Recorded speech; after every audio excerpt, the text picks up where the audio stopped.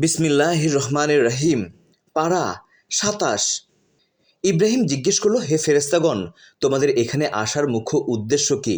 তারা বলল, আমাদেরকে এক অপরাধী সম্প্রদায়ের নিকট পাঠানো হয়েছে ওদের উপর কঙ্কর বর্ষণ করার জন্য, যা সীমালঙ্ঘনকারীদের জন্যে তোমার প্রতিপালক নির্দিষ্ট করেছেন। তারপর সময় মতো আমি লুতের শহর থেকে বিশ্বাসীদের উদ্ধার করেছিলাম। সেখানে একটি ঘর ছাড়া সমর্পিতদের আর কোনো ঘর ছিল না। আমি এ ঘটনার মধ্যে একটি সতর্কবাণী রেখে দিলাম তাদের জন্য যারা যন্ত্রণাদায়ক আযাবকে ভয় করে।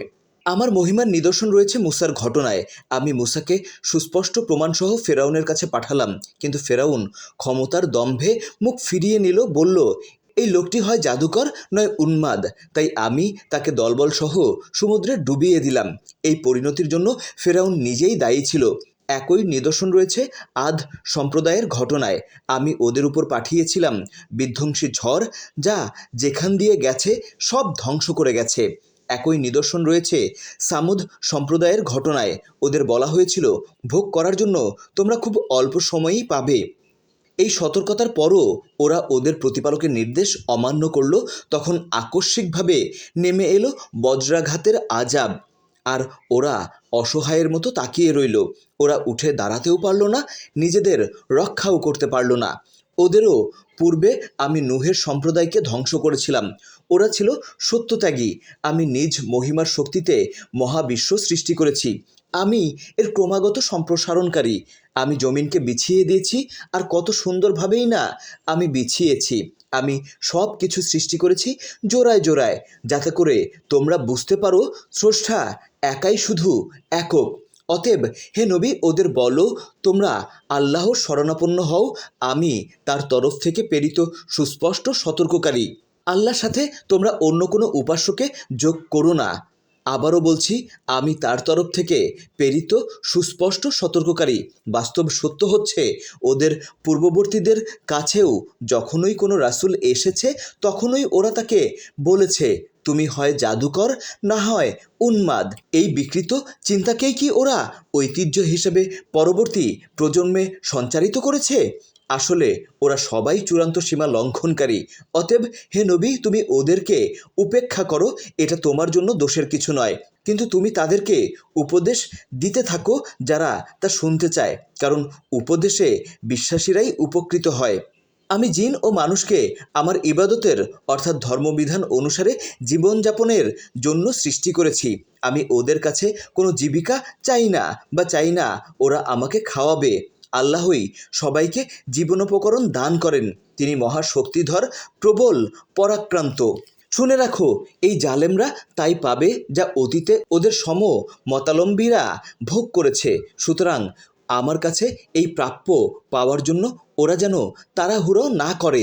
সত্য অস্বীকারীদের জন্য আসল দুর্ভোগ তো আসবে সেদিন, যেদিন সম্পর্কে ওদের সতর্ক করা হচ্ছে।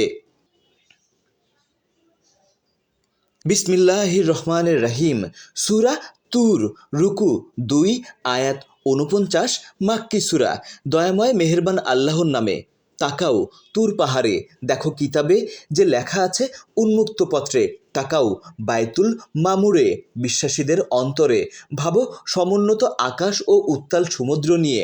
তাহলেই হে মানুষ তোমরা বুঝতে পারবে, নিশ্চয়ই দুরাচারীদের জন্যে তোমার প্রতিপালকের শাস্তি অবশ্যম্ভাবী। কেউই তা ঠেকাতে পারবে না। যেদিন আকাশ প্রবলভাবে আন্দোলিত হবে, পর্বতমালা উড়ে যাবে, সেদিন দুর্ভোগ হবে সত্য অস্বীকারীদের, যারা সারা জীবন অসার কর্মকাণ্ডে, খেলতামাশা ও ভোগবিলাসে লিপ্ত ছিল। সেদিন ওদের ধাক্কা মারতে মারতে নিয়ে যাওয়া হবে জাহান্নামের লেলিহান শিখার দিকে, আর বলা হবে, এই সেই জাহান্নাম যাকে তোমরা মিথ্যা বলে মনে করতে। ভালো করে দেখো, এ কি জাদু? না তখন তোমরা সত্যকে দেখতে পাওনি? এখন শাস্তি ভোগ করো। এখন তোমরা ধৈর্য ধরো বা অস্থির হও, দুইই তোমাদের জন্য সমান। তোমরা দুনিয়ায় যা করেছো, এখন শুধু তারই প্রতিফল দেওয়া হচ্ছে। আল্লাহ সচেতনরা থাকবে জান্নাতে সব ধরনের নেয়ামতে পরিবেষ্টিত, তাদের প্রতিপালকের দেওয়া সব কিছু উপভোগ করবে তারা। তাদের তিনি জাহান্নামের আযাব থেকে রক্ষা করবেন।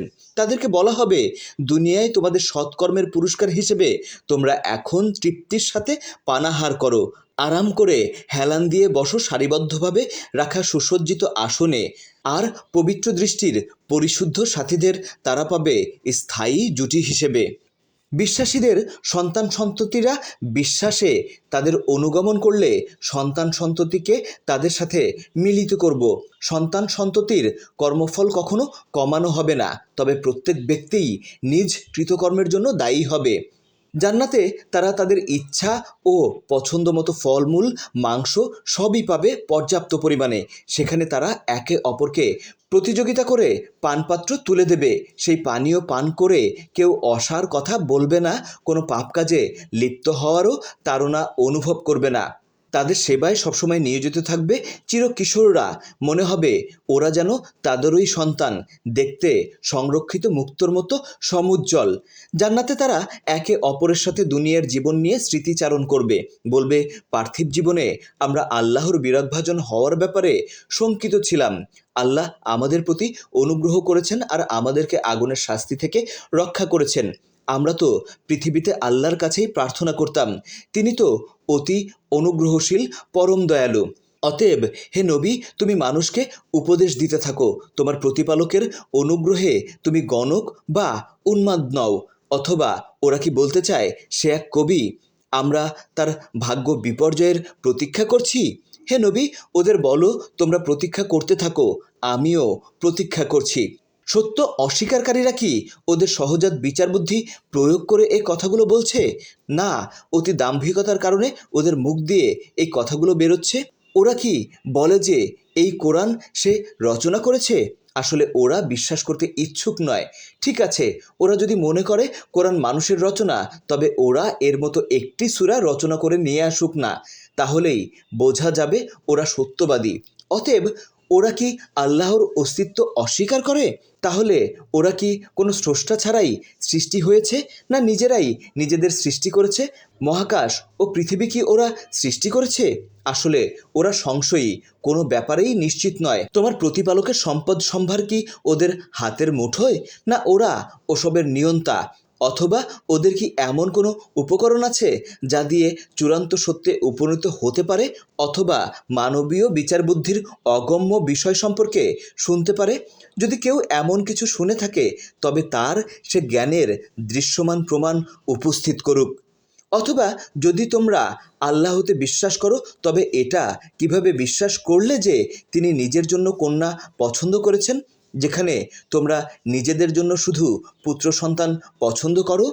অথবা যারা সত্যবাণী প্রত্যাখ্যান করেছে, ওরা কি এই ভয় পাচ্ছে যে এর বিনিময়ে তুমি পারিশ্রমিক দাবি করলে ওদের উপর ঋণের দুর্বহ বোঝা চেপে বসবে? অথবা ওরা কি মনে করে যে সকল অস্তিত্বের নিগুড় সত্য ওরা প্রায় জেনে গেছে, সময় হলেই ওরা তা লিখে ফেলতে পারবে? নাকি ওরা তোমাকে কোনো বৈপরীত্য ও প্রতারণার ফাঁদে ফেলতে চায়? যদি তাই চায়, তবে সত্য অস্বীকারীরাই এই ফাঁদে আটকা পড়বে। আল্লাহ ছাড়া কি আর কোনো উপাস্য আছে? ওরা যাকে শরীক মনে করে, আল্লাহ তা থেকে অনেক পবিত্র। আসলে যারা সত্যকে সত্য বলতে অস্বীকৃতি জানায়, তারা আকাশের কোনো অংশকে ভেঙে পড়তে দেখলেও বলবে এ তো মেঘপুঞ্জ মাত্র। অতএব ওদেরকে উপেক্ষা করে চলো। যেদিন ওরা মহাবিচারের মুখোমুখি হবে, সেদিন ওরা আতঙ্কহত হয়ে পড়ে থাকবে। সেদিন ওদের কোনো ষড়যন্ত্রই কাজে আসবে না, ওদের সাহায্য করারও কেউ থাকবে না। যারা ক্রমাগত দুরাচার করে চলেছে, পরকালের চূড়ান্ত শাস্তির আগেই ওদের সামনে অনেক দুর্ভোগ অপেক্ষা করে আছে, কিন্তু ওদের অধিকাংশই তা জানে না।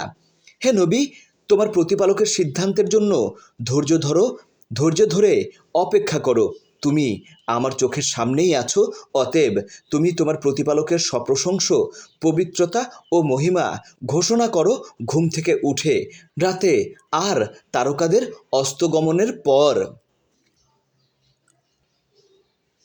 বিসমিল্লাহির রহমানির রাহিম। সূরা নজম, রুকু ৩, আয়াত ৬২, মাক্কি সূরা। দয়াময় মেহেরবান আল্লাহর নামে। ভাবো, ধাপে ধাপে প্রকাশমান আল্লাহর বাণী নিয়ে, তাহলেই বুঝতে পারবে তোমাদের সাথী রাসূল বিভ্রান্ত নয়, পথভ্রষ্টও নয়। সে নিজের মন গড়া কোনো কথা বলে না। কোরআন তো ওহী, যা তার উপর নাজিল হয়, তাকে এ ওহী পৌঁছে দেয় শক্তিধর ফেরেশতা। অনেক ক্ষমতা ও গুণসম্পন্ন ফেরেশতা নিজ আকৃতিতে প্রথম স্থির হয়েছিল ঊর্ধ্ব দিগন্তে, তারপর কাছে এলো, খুব কাছে। তাদের মাঝে দূরত্ব থাকলো মাত্র 2 ধনুকের বা তার চেয়েও কম। এভাবেই আল্লাহ তার বান্দাদের প্রতি ওহী নাজিল করলেন, যা তিনি করতে চেয়েছিলেন। সে যা দেখেছিল তা নিয়ে তার অন্তরে কোনো সংশয় ছিল না। তারপরও কি তোমরা এ নিয়ে তার সাথে বিতর্ক করবে? অবশ্যই সে এ ফেরেশতা জিব্রাইলকে আরেকবার দেখেছিল মেরাজের সময় জান্নাতুল মাওয়ার সীমানায় সিদরা গাছের নিকট। তখন সিদরা গাছ ছেয়েছিল বর্ণনাতীত সৌন্দর্যের ছায়ায়।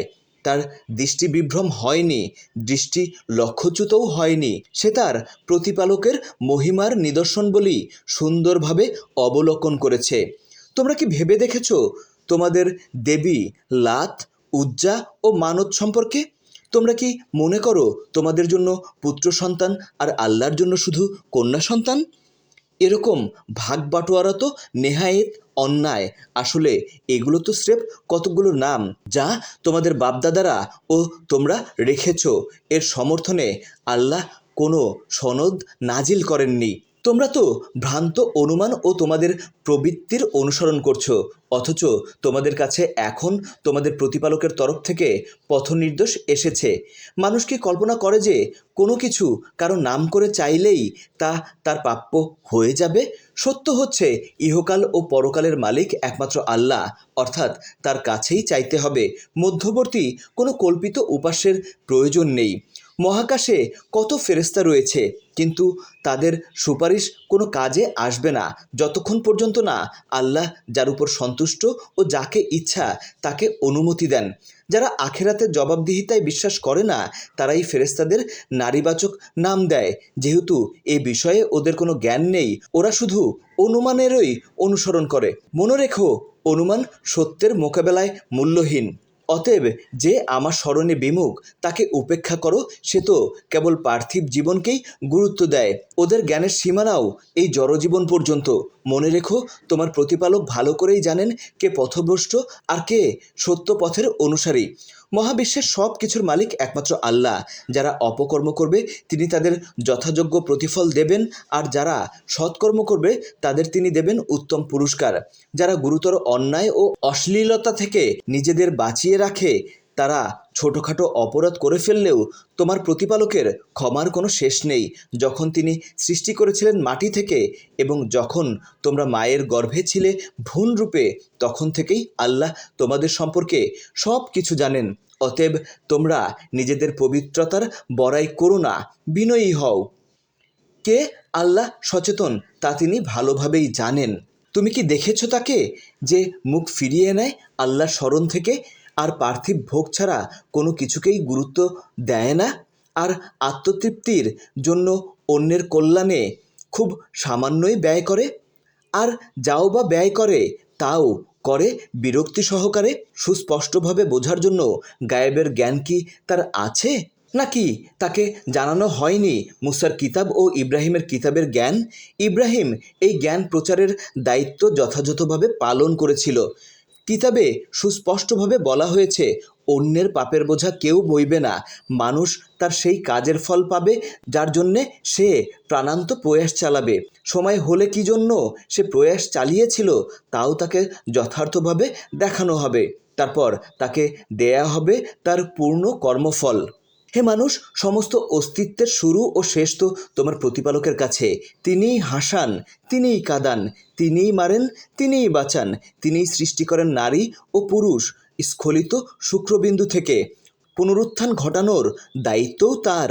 তিনি অভাবমুক্ত করেন, আর বিত্তবানও তিনিই করেন। তিনি উজ্জ্বলতম নক্ষত্রের নিয়ন্ত্রক। তিনি আদ সম্প্রদায়কে ধ্বংস করেছিলেন, আর সামুদ সম্প্রদায়েরও কাউকে অব্যাহতি দেননি। এর আগে নুহের সম্প্রদায়কেও বিলুপ্ত করেছিলেন, যারা ছিল অতি দাম্ভিক ও সীমা লঙ্ঘনকারী। তিনি লুত সম্প্রদায়ের শহরদ্বয়কে উপড়ে দিয়েছিলেন। এক সর্বগ্রাসী আযাব এই জনপদগুলোকে আচ্ছন্ন করে রেখেছিল।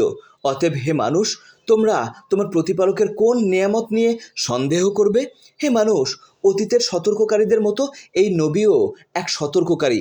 কেয়ামত ক্রমান্বয়ে নিকটবর্তী হচ্ছে, যদিও আল্লাহ ছাড়া কেউ তা ঘটাতে সক্ষম নয়। তোমরা কি এই সতর্কবাণীতে অবাক হচ্ছ? একথা শুনে না কেঁদে তোমরা কি হাসি তামাশায় মেতে উঠেছ?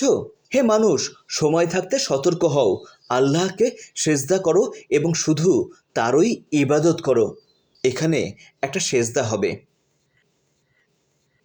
বিসমিল্লাহির রহমানির রাহিম। সূরা কামার, রুকু ৩, আয়াত ৫৫, মাক্কি সূরা। দয়াময় মেহেরবান আল্লাহর নামে। কেয়ামত আসন্ন আর চন্দ্র বিদীর্ণ, কিন্তু ওরা যারা কেয়ামত সংক্রান্ত সকল ভাবনা প্রত্যাখ্যান করে কোনো নিদর্শন দেখলে মুখ ঘুরিয়ে বলবে, এ তো চিরায়িত জাদু। ওরা সত্য প্রত্যাখ্যান করে এবং নিজেদের খেয়াল খুশি মতো চলে। তবে বাস্তব সত্য হচ্ছে, প্রতিটি বিষয়ই শেষ পর্যন্ত তার অন্তর্নিহিত সত্যকে প্রকাশ করে। ওদের কাছে দুরাচর থেকে নিবৃত্ত হওয়ার সতর্কতাসূচক প্রজ্ঞাপূর্ণ সত্য বাণী প্রেরিত হলেও ওরা এতে কান দেয়নি। অতএব হে নবী, তুমি ওদের উপেক্ষা করো। যেদিন আহ্বানকারী আহ্বান করবে অজানা পরিণতির দিকে, সেদিন ওরা অপমানে দৃষ্টি নিচু করে কবর থেকে বের হবে বিক্ষিপ্ত পঙ্গপালের মতো। ওরা আহ্বানকারীর দিকে ছুটে আসবে আতঙ্কতাড়িত হয়ে। সত্য অস্বীকারীরা আর্তনাদ করে বলবে, ভয়ঙ্কর এ দিন। এর আগে আমার বান্দা নূহকেও তার সম্প্রদায় প্রত্যাখ্যান করে বলেছিল, এ তো এক উন্মাদ। যখন ওরা তাকে হুমকি দিল, তখন সে প্রার্থনা করল, হে আমার প্রতিপালক, আমি অসহায়, তুমি এর প্রতিবিধান করো। যথাসময়ে আমি আকাশের দ্বার খুলে দিলাম, শুরু হলো প্রবল বৃষ্টি, মাটি ফেটে বেরোলো পানির ধারা, ওপর ও নিচের পানি মিশে একাকার হয়ে গেল পূর্ব নির্ধারিত পরিকল্পনার বাস্তবায়নে। তখন আমি নূহকে ওঠালাম এক নৌযানে, যা চলতো আমার সুরক্ষায়। ওদের প্রত্যাখ্যানের বিনিময়ে ছিল এই পুরস্কার আমার বান্দাদের জন্য। এই নৌযানকে আমি সংরক্ষিত রেখেছি এক নিদর্শন রূপে। অতএব এ থেকে উপদেশ গ্রহণে আগ্রহী কেউ আছো কি? দেখো, আমার সতর্কবাণীকে উপেক্ষা করলে শাস্তি হয় কত কঠিন। আমি কোরআনকে খুব সহজ করে দিয়েছি, যাতে করে তোমরা এর শিক্ষা মনে রাখতে পারো। হে মানুষ, তুমি কি এর শিক্ষা হৃদয়ে ধারণ করবে না? আদ সম্প্রদায় সত্য প্রত্যাখ্যান করেছিল। আমার সতর্কবাণী উপেক্ষা করায় ওদের উপর আমার শাস্তি ছিল কত কঠিন। এক চরম দুর্ভোগের দিনে আমি ওদের উপর পাঠিয়েছিলাম ঘূর্ণিঝড়। উপড়ানো খেজুর গাছের মতো মানুষকে তা করেছিল নির্মূল। দেখো, আমার সতর্কবাণী উপেক্ষা করলে শাস্তি হয় কত কঠিন। আমি কোরআনকে খুব সহজ করে দিয়েছি, যাতে করে তোমরা এর শিক্ষা মনে রাখতে পারো। হে মানুষ, তুমি কি এর শিক্ষা হৃদয়ে ধারণ করবে না? সামুদ সম্প্রদায়ও সতর্ককারীদের প্রত্যাখ্যান করেছিল। ওরা বলেছিল, আমরা কি আমাদেরই মতো একজন মরণশীল মানুষকে অনুসরণ করব? তাহলে আমরা বিভ্রান্ত ও বিকারগ্রস্ত বলে গণ্য হব। ওরা বলল, কি আশ্চর্য, আমাদের মধ্যে শুধু তার উপরেই ওহী নাজিল হলো। সে আসলে মিথ্যাবাদী, দাম্ভিক। সময় মতোই ওরা জানতে পারল কে মিথ্যাবাদী, কে দাম্ভিক। আমি ওদের পরীক্ষার জন্য এক উটনি ছেড়ে দিয়েছি। সুতরাং হে সালে, তুমি ওদের আচরণ লক্ষ্য করো এবং ধৈর্য ধরো, আর ওদের জানিয়ে দাও, কুয়ার পানি ওদের গবাদি পশু ও উটনির মধ্যে ভাগ করা হয়েছে। সবাই যার যার পালা অনুসারে পানি পান করবে।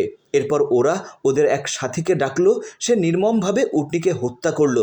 দেখো, আমার সতর্কবাণী উপেক্ষা করলে শাস্তি হয় কত কঠিন। এরপর আমি ওদের উপর আযাব পাঠালাম, এক ভয়ানক আওয়াজ। ওদের সব কিছু চূর্ণ বিচূর্ণ হয়ে গেল খোয়ারের বেড়ার জরাজীর্ণ কাঠের মতো। আমি কোরআনকে খুব সহজ করে দিয়েছি, যাতে করে তোমরা এর শিক্ষা মনে রাখতে পারো। হে মানুষ, তুমি কি এর শিক্ষা হৃদয়ে ধারণ করবে না? লূত সম্প্রদায় প্রত্যাখ্যান করেছিল সতর্ককারীদের। আমি ওদের উপর আযাব হিসেবে পাঠিয়েছিলাম কঙ্কর ঝড়। ধ্বংস হয়ে গিয়েছিল সব। শুধু লূত পরিবারকে অক্ষত সরিয়ে নিয়েছিলাম রাতের শেষ ভাগে। আমার বিশেষ অনুগ্রহে। কৃতজ্ঞদের আমি এভাবেই পুরস্কৃত করি। লূত তার সম্প্রদায়কে সতর্ক করেছিল আমার কঠোর শাস্তি সম্পর্কে, কিন্তু ওরা আমার সতর্কবাণী নিয়ে বাকবিতণ্ডায় লিপ্ত হলো। এমনকি অতিথিদেরকে ওদের হাতে তুলে দেওয়ার জন্য লূতের কাছে দাবি জানালো। তখন আমি ওদের দৃষ্টি কেড়ে নিলাম এবং বললাম, আমার সতর্কবাণীকে উপেক্ষা করার ফল ভোগ করো, শাস্তির স্বাদ নাও। খুব ভোরে আজাবের পর আজাব এসে ওদের গ্রাস করলো, আর আমি বললাম, শাস্তির স্বাদ নাও, আমার সতর্কবাণী উপেক্ষা করার ফল ভোগ করো। আমি কোরআনকে খুব সহজ করে দিয়েছি যাতে করে তোমরা এর শিক্ষা মনে রাখতে পারো। হে মানুষ, তুমি কি এর শিক্ষা হৃদয়ে ধারণ করবে না? ফেরাউন সম্প্রদায়ের কাছেও সতর্ককারী এসেছিল, কিন্তু ওরা আমার সকল নিদর্শন প্রত্যাখ্যান করেছিল। আমি ওদের কঠোর শাস্তি দিলাম, যা শুধু মহাপরাক্রমশালী সর্বশক্তিমানের পক্ষেই দেয়া সম্ভব। হে সত্য অস্বীকারীরা, তোমরা কি তোমাদের পূর্বসূরীদের চেয়ে বুদ্ধি বা শক্তিতে অগ্রসর? না, তোমাদের অব্যাহতি প্রাপ্তির কোনো সনদ অতীতের কিতাবসমূহে আছে? অথবা ওরা কি বলে যে আমরা এক সংঘবদ্ধ অপরাজেয় দল? বাস্তবতা হচ্ছে অচিরেই ওরা পরাজিত হবে এবং পৃষ্ঠ প্রদর্শন করবে। ওরা ওদের চূড়ান্ত পরিণতির সম্মুখীন হবে মহাবিচার দিবসে। দিনটি হবে ওদের জন্য খুব কঠিন, অতি তিক্ত। যারা পাপাচারে লিপ্ত তারা সেদিন বুঝতে পারবে যে তারা কি পরিমাণ বিভ্রান্তি ও নির্বুদ্ধিতায় নিমজ্জিত ছিল। সেদিন ওদেরকে উপর করে টেনে নিয়ে জাহান্নামে নিক্ষেপ করা হবে, আর বলা হবে, এবার জাহান্নামের দহন যন্ত্রণার স্বাদ নাও। আমি সব কিছু সৃষ্টি করেছি নির্ধারিত ওজন ও অনুপাতে, আলাদা আলাদা বৈশিষ্ট্যে। আমার আদেশ পালিত হয় একটি কথায়, চোখের এক পলকে। অতীতে তোমাদের মতো বহু দলকে আমি ধ্বংস করেছি। ওদের এই পরিণতি থেকে শিক্ষা গ্রহণ করার মতো কেউ কি নেই? ওদের সমস্ত কার্যকলাপ, ছোট বড় সব কিছু রেকর্ড হয়েছে সুরক্ষিত প্রক্রিয়ায় ওদের আমল নামায়।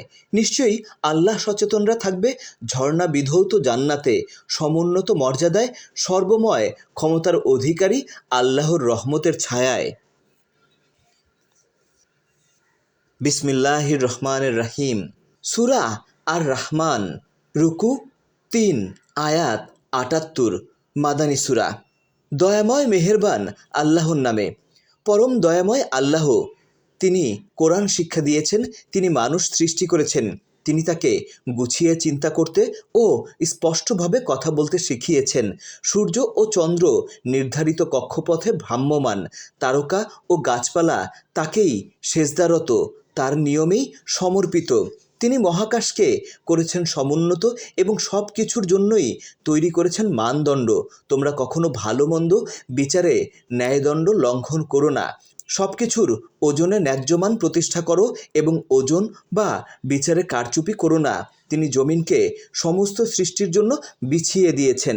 জমিনে রয়েছে সব ধরনের ফলমূল, খেজুর গাছে নতুন কাঁধি, নানা ধরনের খোসা আবৃত শস্যদানা আর সুগন্ধি লতাগুল্ম।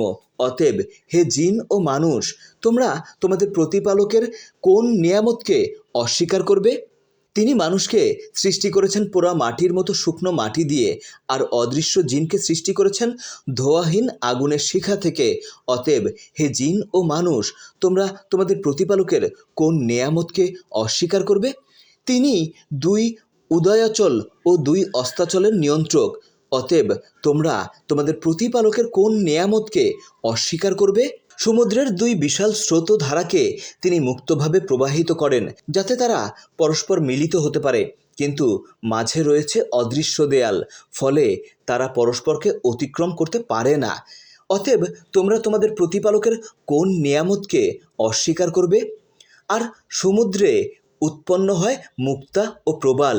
অতএব তোমরা তোমাদের প্রতিপালকের কোন নেয়ামতকে অস্বীকার করবে? সমুদ্রে চলমান পর্বতের মতো শোভাময় নৌযানগুলো তারই নিয়ন্ত্রণাধীন। অতএব তোমরা তোমাদের প্রতিপালকের কোন নেয়ামতকে অস্বীকার করবে? মহাবিশ্বে যেখানে যা কিছু আছে সবই নশ্বর, অবিনশ্বর শুধু তোমার প্রতিপালকের সত্তা, যিনি মহামহিম মহানুভব। অতএব তোমরা তোমাদের প্রতিপালকের কোন নেয়ামতকে অস্বীকার করবে? মহাবিশ্বে সব কিছুই তার উপর নির্ভরশীল, তারই নিকট প্রার্থনা করে। সময়ের প্রতিটি মুহূর্তে তার মহিমা নব নবরূপে দীপ্যমান। অতএব তোমরা তোমাদের প্রতিপালকের কোন নেয়ামতকে অস্বীকার করবে? হে পাপ ভরাক্রান্ত জিন ও মানুষ, একদিন আমি তোমাদের সবারই হিসাব নেব। অতএব তোমরা তোমাদের প্রতিপালকের কোন নেয়ামতকে অস্বীকার করবে? হে জিন ও মানুষ, তোমরা যদি পৃথিবী ও নভমণ্ডলের সীমানা অতিক্রম করতে চাও, অতিক্রম করো, কিন্তু তোমরা কখনোই আমার অনুমতি ছাড়া তা অতিক্রম করতে পারবে না। অতএব তোমরা তোমাদের প্রতিপালকের কোন নেয়ামতকে অস্বীকার করবে? তখন তোমাদের প্রতি নিক্ষিপ্ত হবে অগ্নিশিখা ও ধূম্রপুঞ্জ, তোমরা কখনোই তা প্রতিরোধ করতে পারবে না। অতএব তোমরা তোমাদের প্রতিপালকের কোন নেয়ামতকে অস্বীকার করবে? আর একদিন আকাশ বিদীর্ণ হয়ে তেলপোড়া আগুনের মতো গনগনে লাল হয়ে যাবে। অতএব তোমরা তোমাদের প্রতিপালকের কোন নেয়ামতকে অস্বীকার করবে? যেদিন কোনো জিন বা মানুষকে তার পাপ সম্পর্কে প্রশ্ন করার প্রয়োজন হবে না। অতএব তোমরা তোমাদের প্রতিপালকের কোন নেয়ামতকে অস্বীকার করবে? পাপে নিমজ্জিতদের চেহারাই বলে দেবে তাদের অবস্থা। তাদের চুলের ঝুঁটি ও পা ধরে টেনে হিঁচড়ে পাকড়াও করে নিয়ে আসা হবে। অতএব তোমরা তোমাদের প্রতিপালকের কোন নেয়ামতকে অস্বীকার করবে? এই সেই জাহান্নাম যা পাপে নিমজ্জিত ব্যক্তিরা অসত্য মনে করত। জাহান্নামের আগুন ও ফুটন্ত পানির মধ্যে ওরা দিকবিদিক ছুটোছুটি করতে থাকবে। অতএব তোমরা তোমাদের প্রতিপালকের কোন নেয়ামতকে অস্বীকার করবে? কিন্তু যে ব্যক্তি আল্লাহ সচেতন ছিল তার জন্যে জান্নাতে রয়েছে দুটি বাগান। অতএব তোমরা তোমাদের প্রতিপালকের কোন নেয়ামতকে অস্বীকার করবে? উভয় বাগানই শাখা প্রশাখায় পরিপূর্ণ, সবুজ সতেজ গাছপালায় ভরপুর। অতএব তোমরা তোমাদের প্রতিপালকের কোন নেয়ামতকে অস্বীকার করবে? উভয় বাগানেই প্রতিটি ফলই হবে দুই ধরনের। অতএব তোমরা তোমাদের প্রতিপালকের কোন নেয়ামতকে অস্বীকার করবে? জান্নাতে তারা বর্ণিল ব্রোকেড করা পুরো রেশমি কার্পেটে ঠেস বালিশে আরামে হেলান দিয়ে বসবে। দুই বাগানের ফল ঝুলবে তাদের নাগালের মধ্যে।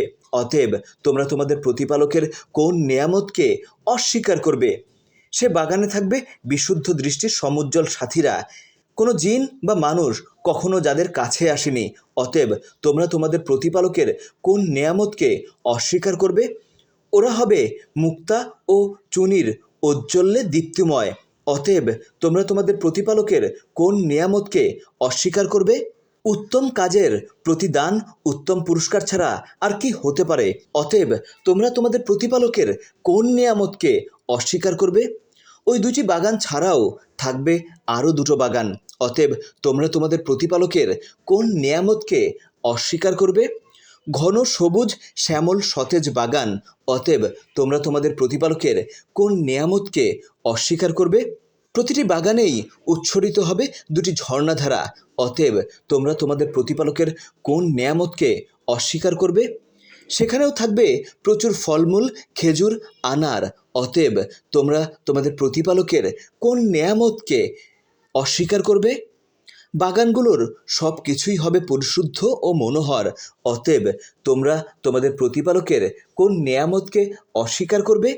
সমুজ্জ্বল বর্ণিল তাঁবুতে থাকবে পরিশুদ্ধ সমুজ্জ্বল সাথীরা। অতএব তোমরা তোমাদের প্রতিপালকের কোন নেয়ামতকে অস্বীকার করবে? কোনো জিন বা মানুষ কখনো এদের কাছে আসেনি। অতএব তোমরা তোমাদের প্রতিপালকের কোন নেয়ামতকে অস্বীকার করবে? তারা সুন্দরতম গালিচায় সবুজ তাকিয়ায় পরম প্রশান্তিতে হেলান দিয়ে বসবে। অতএব তোমরা তোমাদের প্রতিপালকের কোন নেয়ামতকে অস্বীকার করবে? কত বরকতময় তোমার প্রতিপালকের নাম, যিনি মহামহিম মহানুভব। বিসমিল্লাহির রহমানির রহিম। সূরা ওয়াকিয়া, রুকু ৩, আয়াত ৯৬, মাক্কি সূরা। দয়াময় মেহেরবান আল্লাহর নামে। যখন কেয়ামত হবে তখন মহাপ্রলয়কে মিথ্যা বলার মতো কেউ থাকবে না। তখন কেউ হবে পতিত, কেউ সমুন্নত।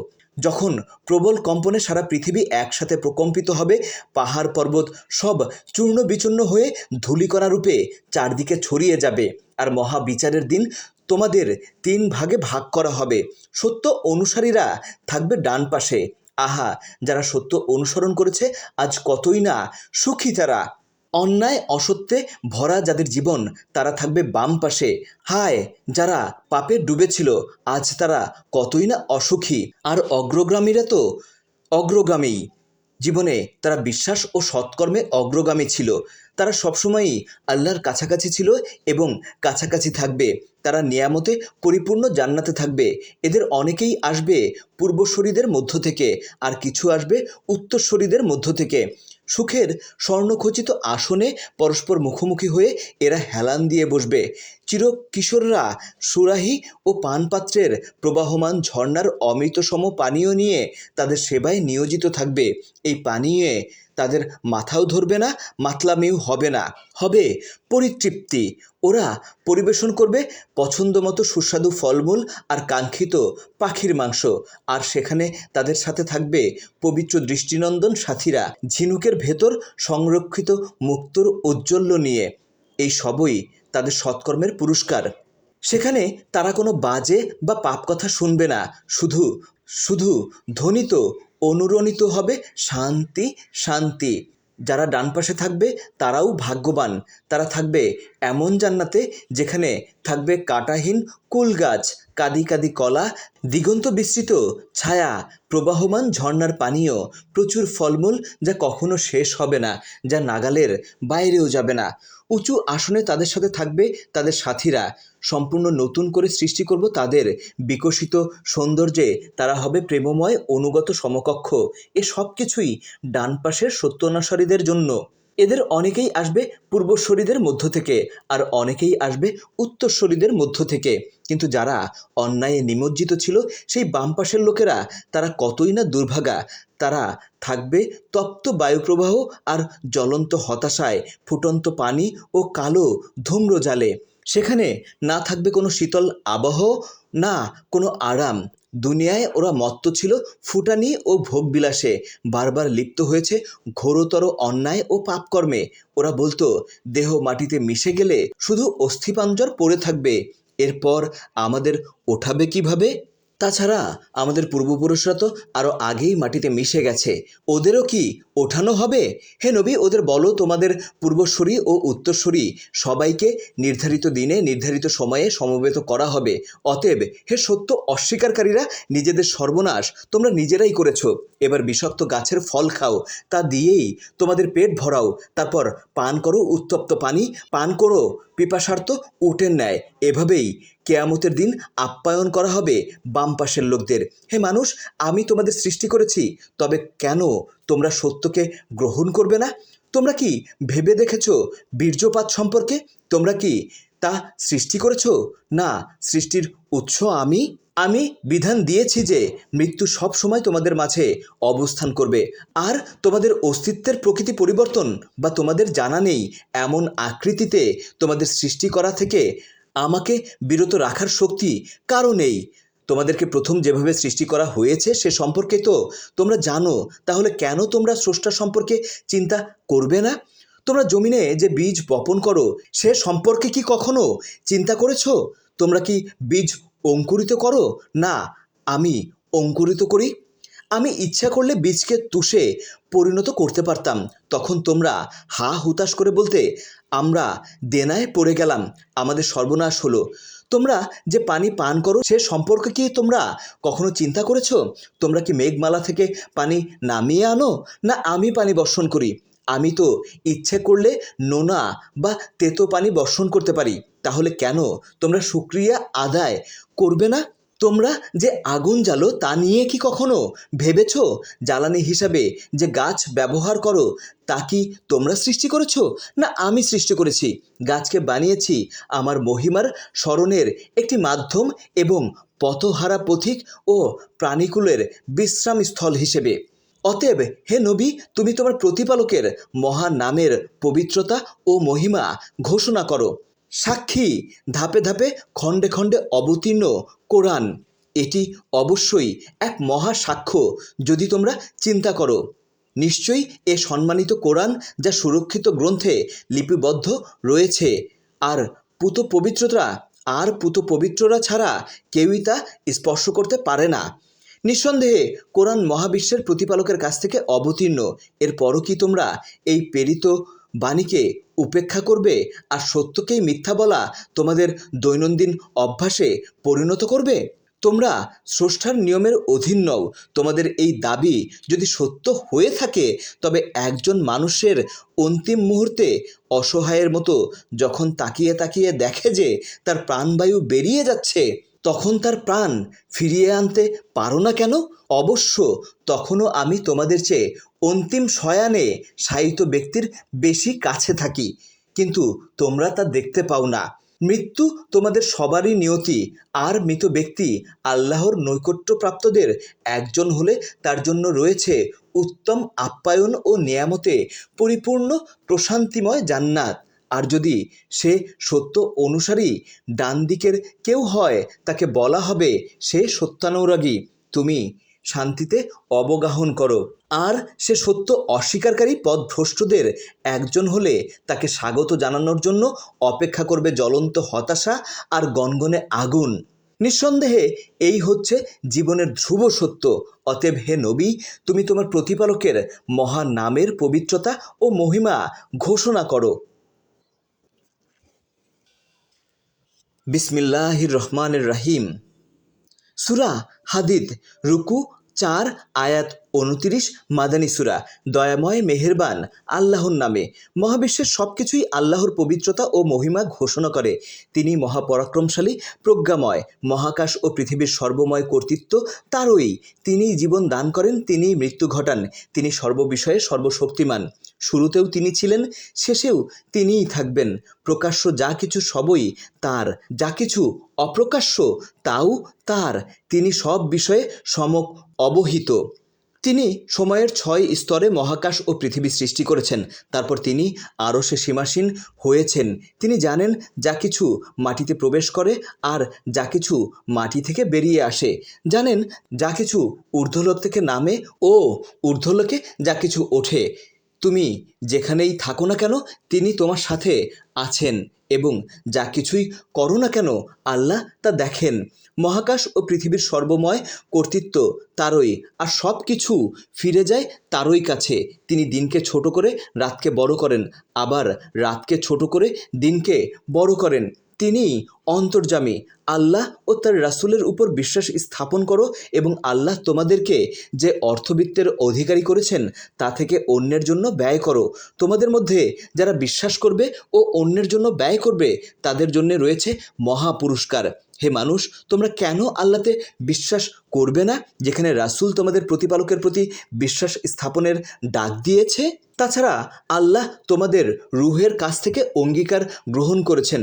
তারপরও কেন পুরোপুরি বিশ্বাস করবে না? যদি তোমরা বিশ্বাসী হও, তিনি তোমাদেরকে অন্ধকার থেকে আলোয় আনার জন্য তার বান্দার উপর সুস্পষ্ট সত্যবাণী নাজিল করেছেন। আল্লাহ তো তোমাদের প্রতি অতি স্নেহপরায়ণ, পরম দয়ালু। মহাবিশ্বের সব কিছুর একক মালিক আল্লাহ। তা জানার পরও হে বিশ্বাসীগণ, তোমরা আল্লাহর পথে মুক্ত হস্তে ব্যয় করো না কেন? তোমাদের মধ্যে যারা মক্কা বিজয়ের পূর্বে আল্লাহর পথে ব্যয় করেছ ও সংগ্রাম করেছ, তারা এবং পূর্ববর্তীরা সমান নয়। যারা বিজয়ের পর আল্লাহর পথে ব্যয় ও সংগ্রামে অংশ নিয়েছ, তাদের চেয়ে পূর্ববর্তীরা মর্যাদায় শ্রেষ্ঠ। তবে আল্লাহর পথে যারা ব্যয় ও সংগ্রাম করে, তাদের সবার জন্যেই আল্লাহ কল্যাণের প্রতিশ্রুতি দিয়েছেন। তোমরা যা করো আল্লাহ তা ভালো করেই জানেন। তোমরা কে আছো যে আল্লাহকে কর্জে হাসানা বা উত্তম ঋণ দেবে? তিনি এই ঋণ তাকে বহু গুণে ফিরিয়ে দেবেন। আর তাছাড়া তারা মহাপুরস্কারে ভূষিত হবে সেদিন, যেদিন তুমি দেখবে বিশ্বাসী নরনারীদের সামনে ও ডানে জ্যোতি বিচ্ছুরিত হচ্ছে। তাদের বলা হবে, আজ তোমাদের জন্য সুসংবাদ জান্নাতের, যার পাদদেশে থাকবে প্রবাহমান ঝর্ণাধারা, তোমাদের স্থায়ী আবাস। এটাই মহা সাফল্য। সেদিন মুনাফেক নরনারীরা বিশ্বাসীদের বলবে, তোমরা আমাদের জন্য একটু অপেক্ষা করো, আমরা তোমাদের জ্যোতি থেকে উপকৃত হই। ওদের বলা হবে, তোমরা পেছনে ফিরে যাও আর আলোর সন্ধান করো। তারপর একটা দেয়াল দুপক্ষকে আলাদা করে দেবে। মাঝে থাকবে একটা দরজা, দরজা ভেতরে থাকবে রহমত আর বাইরে আজাব।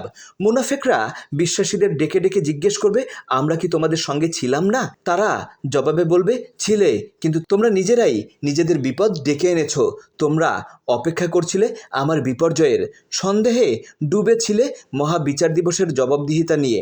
আল্লাহর হুকুম মৃত্যু না আসা পর্যন্ত তোমরা অলিক প্রত্যাশায় মহাচ্ছন্ন ছিলে, আর মহাপ্রবঞ্চক শয়তান তোমাদের আল্লাহ সম্পর্কে প্রবঞ্চিত করেছিল। তাই আজ তোমাদের বা সত্য অস্বীকারীদের কাছ থেকে কোনো মুক্তিপণ নেওয়া হবে না। জাহান্নামই তোমাদের নিবাস, তোমাদের উপযুক্ত স্থান। হায়, কত নিকৃষ্ট তোমাদের পরিণতি! আল্লাহ স্মরণে এবং সত্যবাণী নাজিল হয়েছে, তাতে হৃদয় বিগলিত হওয়ার সময় কি বিশ্বাসীদের জন্য আসেনি? তারা যেন পূর্ববর্তী কিতাবীদের মতো না হয়।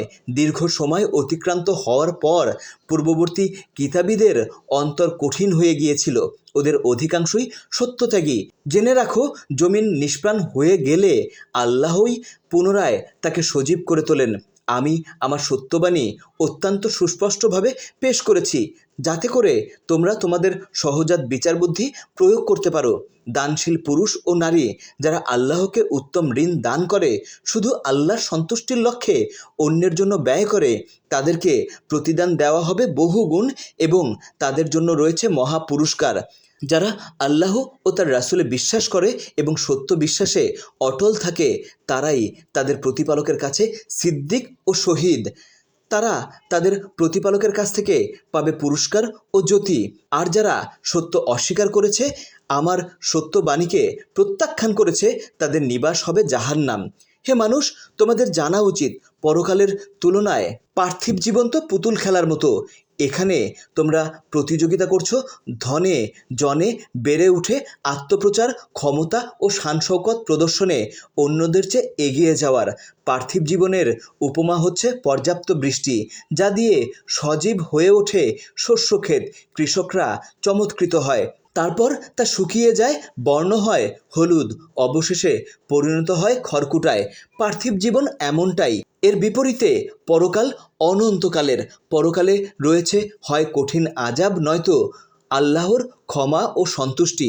পার্থিব জীবনের ভোগ বিলাস, মোহ ও আসক্তি ছাড়া কিছুই নয়। অতএব তোমরা প্রতিযোগিতা করো তোমার প্রতিপালকের ক্ষমা লাভের, তাহলেই তোমরা আকাশ ও পৃথিবীর সমান প্রশস্ত জান্নাতে প্রবেশ করতে পারবে, যা প্রস্তুত রাখা হয়েছে আল্লাহ ও তার রাসূলে বিশ্বাসীদের জন্য।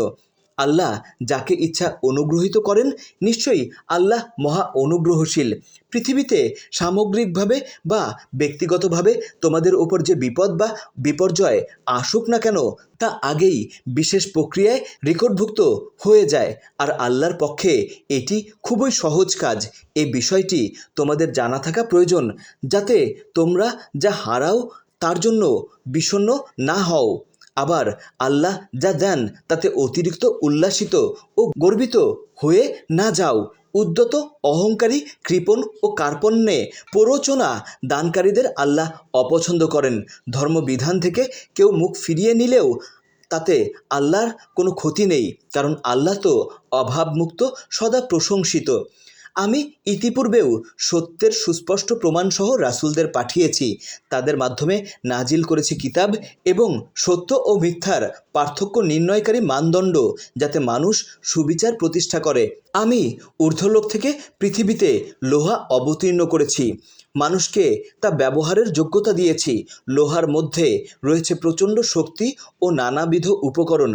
এ সব কিছুই এজন্য দেওয়া হয়েছে যে আল্লাহ দেখতে চান তাকে না দেখেও তোমাদের মধ্যে কারা আল্লাহ ও তার রাসূলের পক্ষে অটল বিশ্বাসে অবস্থান গ্রহণ করে। নিশ্চয়ই আল্লাহ সর্বশক্তিমান, মহাপরাক্রমশালী। নূহ ও ইব্রাহিমকে আমি রাসূল রূপে প্রেরণ করেছিলাম, তাদের বংশধরদেরও দিয়েছিলাম নবুয়াত ও কিতাব। তাদের কতক সত্যপথ অনুসরণ করেছিল, কিন্তু অধিকাংশই ছিল সত্যত্যাগী। এরপর ধারাবাহিকভাবে আমি রাসূলদের পাঠিয়েছি। শেষে পাঠালাম মরিয়ম পুত্র ঈসাকে, তাকে দিয়েছিলাম ইনজিল, আর তার অনুসারীদের অন্তরে সহমর্মিতা ও দয়ার সঞ্চার করলাম। কিন্তু আমি বিধিবদ্ধ না করা সত্ত্বেও তারা আল্লাহর সন্তুষ্টি লাভের উদ্দেশ্যে নিজেদের জন্য বৈরাগ্যবাদ চালু করল। অথচ তাও তারা যথাযথভাবে পালন করেনি। ওদের মধ্যে যারা বিশ্বাস করেছিল আমি তাদেরকে দিয়েছিলাম পুরস্কার, কিন্তু অধিকাংশই ছিল সত্যত্যাগী।